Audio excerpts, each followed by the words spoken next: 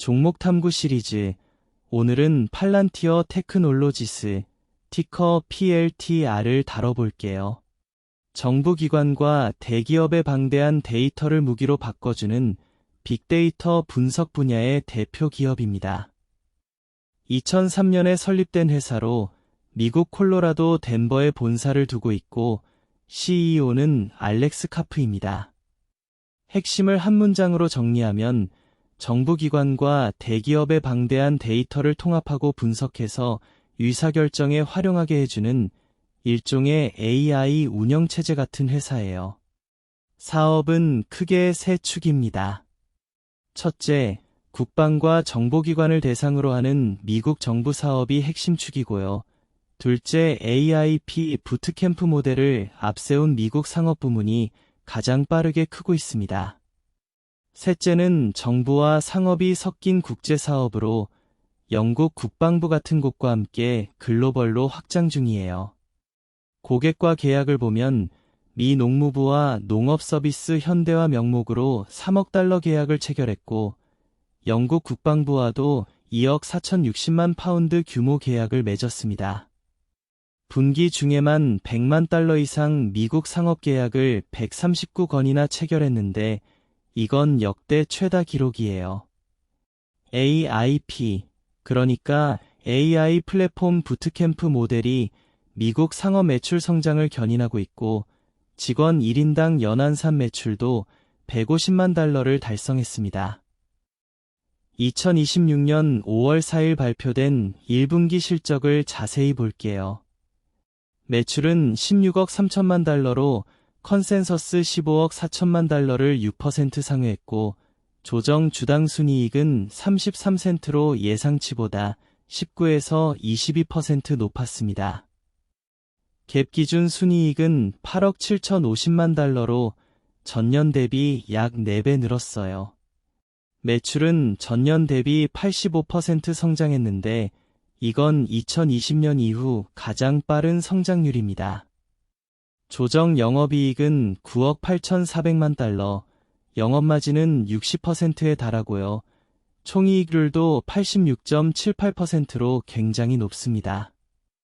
특히 룰 오브 40 스코어가 145%인데 이건 성장률과 수익성을 더한 값이 보통 40만 넘어도 우수하다고 평가하는 지표라서 145%는 정말 이례적인 수치예요.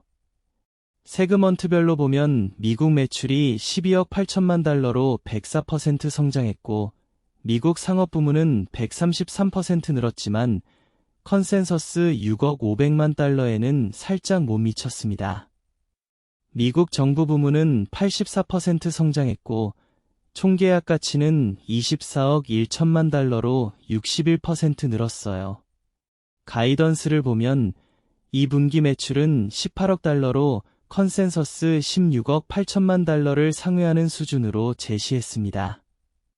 더 중요한 건 연간 가이던스인데 매출을 76억 5천만에서 76억 6천만 달러로 기존보다 4억 달러나 상향했어요. 전년 대비 71% 성장을 시사하는 수치입니다. 미국 상업 매출도 32억 2천만 달러 이상으로 120% 성장을 내다보고 있고요. 조정 영업이익과 잉여 현금 흐름 가이던스도 함께 상향했습니다. CEO 알렉스 카프는 미국 시장 가속화에 대한 확신을 바탕으로 연간 매출 가이던스를 전 분기 대비 10%포인트 높은 71% 성장으로 상향한다고 밝혔고 이 정도 규모에서 사실상 모든 소프트웨어 기업의 역사적 성과를 압도하는 강도를 보여준다고 자신감을 드러냈습니다. 다만 실적 발표 직후 주가는 시간외에서 1.4% 오르다가 장 후반엔 소폭 하락했는데 이건 옵션 시장이 예상했던 변동폭에 비해 미온적인 반응이었어요. 모든 지표가 좋았는데도 선행 매출 대비 PER이 이미 46배 수준이라 미래 성장이 상당 부분 주가에 선반영돼 있었기 때문입니다. 주가 흐름을 보면 최근 142달러에서 148달러 구간에서 거래되고 있습니다. 애널리스트 목표가를 정리해봤는데 의견이 정말 극단적으로 갈립니다. UBS는 $200, 뱅크 오브 아메리카는 $255, 웨드부시는 $230를 제시하는 등 대부분 매수 의견이지만 제프리스는 $70를 제시하면서 유일하게 매도 의견을 냈어요. 현재가 대비 거의 마이너스 46%에 해당하는 수치입니다. 모건 스탠리도 $205의 홀드 의견을 냈고요. 이렇게 한쪽에서는 거의 2배 가까운 상승 여력을 보고 다른 한쪽에서는 거의 반토막을 예상하는 정도로 시각차가 극심하다는 게 이 종목의 특징입니다. 호재를 짚어보면 매출이 전년 대비 85% 성장하면서 2020년 이후 가장 빠른 성장률을 기록했고요. 매출, 이익, 순이익 같은 핵심 지표가 전부 컨센서스를 큰 폭으로 상회했습니다. 연간 가이던스도 대폭 상향했고 룰 오브 40 스코어 145%는 초고 효율 성장을 입증하는 수치예요.